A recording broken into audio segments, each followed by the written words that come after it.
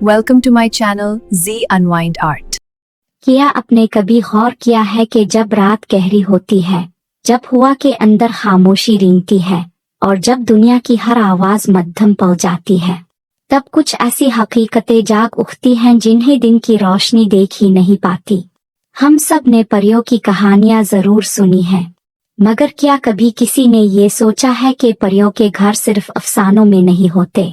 क्या ये मुमकिन है कि कहीं किसी वादी में, किसी खामोश झरने के किनारे एक ऐसा घर मौजूद हो जो सिर्फ उन्हीं लोगों को नजर आए जो अपने अंदर सच्चाई और रंगों की मोहब्बत रखते हों।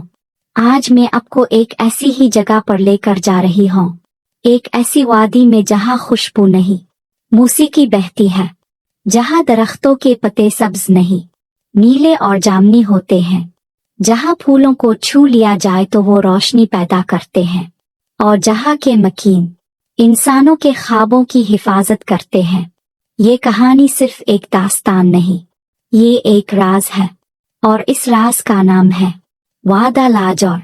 कहते हैं दुनिया में कुछ जगहें ऐसी होती हैं जिनका वजूद नक्शों में नहीं होता, ना वो सयाहों की किताबों में लिखी जाती हैं, ना उनके बारे में कोई सरकारी दस्तावेज मौजूद होती है। वादा लाजौर भी ऐसी ही जगह थी। ये वादी 7 पहाड़ों के पीछे छपी हुई थी। पहाड़ इतने बुलंद कि उनकी चोटियों पर हमेशा बादल ठहरे रहते, और उन पहाड़ों के दरमियान एक अजीब सी खामोश वादी थी जिसमें शाम के वक्त सूरज अपनी आखिरी किरणों से सुनहरी पर्दा बिछा देता। यहाँ की फिजा आम नहीं थी। यहाँ हवा में मिट्टी की खुशबू नहीं होती थी, बल्कि एक मध्यम सी मौसीकी महसूस होती, जैसे किसी ने बांसुरी बहुत दूर कहीं बजाई हो। यहाँ के लोग भी आम नहीं थे। उनकी आंखों में ऐसा नूर था जैसे सितारे उनकी पलकों के पीछे छुपे बैठे हो। वो कम बोलते, ज्यादा सुनते, और उनके दिलों में अजीब सा सुकून होता। लेकिन वादा लाजौर का सबसे बड़ा राज कुछ और था।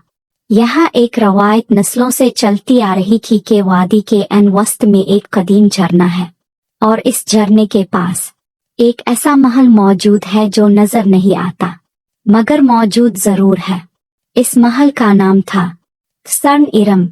लोग कहते थे ये महल नीलम परी का है, एक ऐसी परी जो ख्वाबों से बनी थी और रोशनी से सांस लेती थी।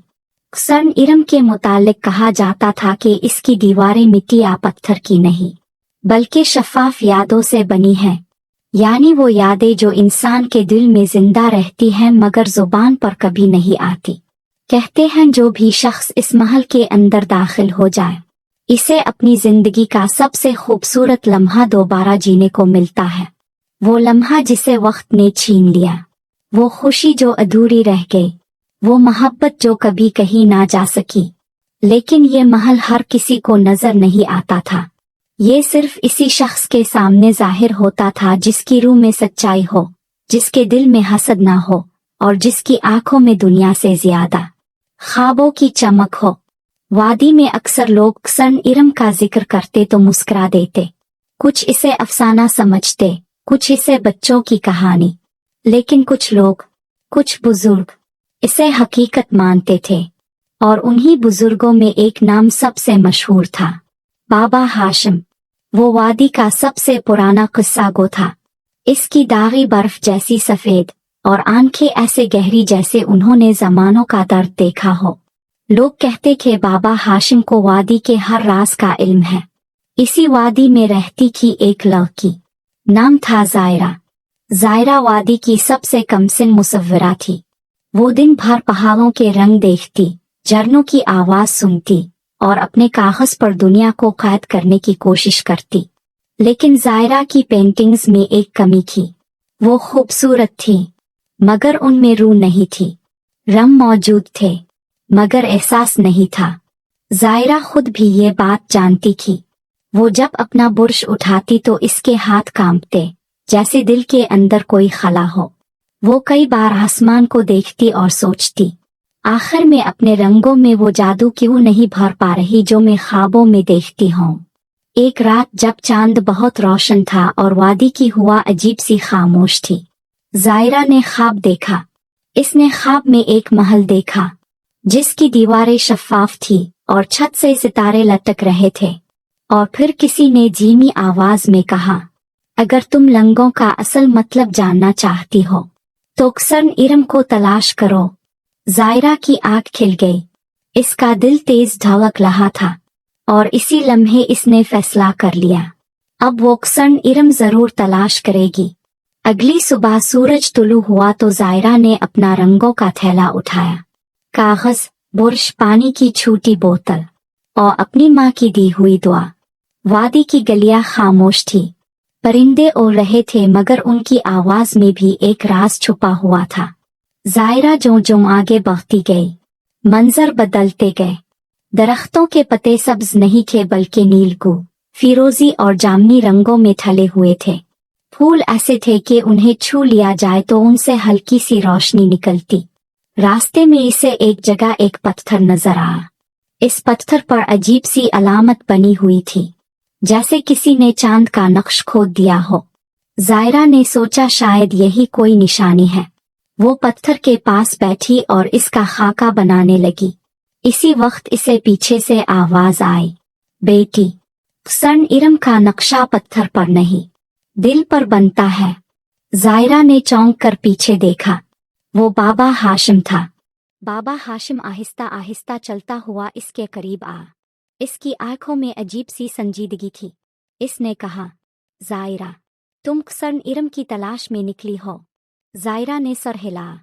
बाबा हाशिम ने एक गहरी सांस ली और कहा, बेटी, परियों का घर ढूंढना आसान है मगर वहाँ कदम जमाना मुश्किल। वो घर सिर्फ इसे अपना आप दिखाता है जो अपनी पेंटिंग में अपनी रूह फूंकते। वहाँ वही पहुँचता है जिसके दिल में रंगों की मोहब्बत हो और जिसके अंदर हसद और तकब्बुर ना हो। जायरा ने पूछा, बाबा, क्या आपने सन इरम देखा है? बाबा हाशिम ने मुस्कुराकर आसमान की तरफ देखा। मैंने सिर्फ इसकी रोशनी देखी है। महल देखने की इजाज़त मुझे भी नहीं मिली क्योंकि मैंने अपनी जिंदगी कहानियाँ सुनाने में गुजार दी, लेकिन मैंने कभी अपनी रूह के जख्म रंगों में नहीं डाले। फिर इसने जायरा के हाथ पर हाथ रखा और कहा, आगे एक मकाम आएगा जहाँ वक्त थम जाता है। वहाँ तुम्हें एक कनवल मिलेगा जो जमीन पर नहीं, रोशनी पर खिलता है। अगर तुमने इस कनवल के पास अपने दिल की सच्चाई से तस्वीर बना ली तो सन इरम तुम्हें खुद बुला लेगा। ये कहकर बाबा हाशिम पीछे मुड़ा और झुंड में गुम हो गया। छठा हिस्सा, वक्त का रुक जाना। 8:30 से 10 बजे। जायरा बाबा हाशिम की बातों को दिल में लिए चलती रही। सूरज ढलने लगा। हवा में सुनहरी चमक फैलने लगी। फिर अचानक वो एक ऐसे मैदान में पहुंची जहां अजीब खामोशी थी। परिंदे भी रुक गए थे। हवा भी जैसे साकिन हो गई थी। जायरा ने महसूस किया कि यहाँ वक्त वाकई रुक गया है। ना शाम आगे बढ़ रही थी, ना दिन पीछे जा रहा था। और इसी मैदान के बीचों बीच एक देव हैकल कनवल खुला हुआ था। लेकिन वो कनवल पानी में नहीं था। वो कनवल हवा में तीर रहा था, जैसे रोशनी ने इसे सहारा दिया हो। जायरा की आंखें हैरत से फैल गईं। वो आहिस्ता आहिस्ता इस कनवल के करीब गई और फिर इसे दिखाई दिया। कनवल के ऊपर एक छोटा सा घर बना हुआ था। 7वां हिस्सा, पोशीदा मकीनों का घर। 10 बजे से 12 बजे। वो घर छोटा था मगर इतना दिलकश के जायरा की सांस रुक गई। इसकी खिड़कियां सदफ की थी। इसके दरवाजे पर चांदी जैसी रोशनी थी और इसके इर्द गिर्द हल्की हल्की धनक तीर रही थी।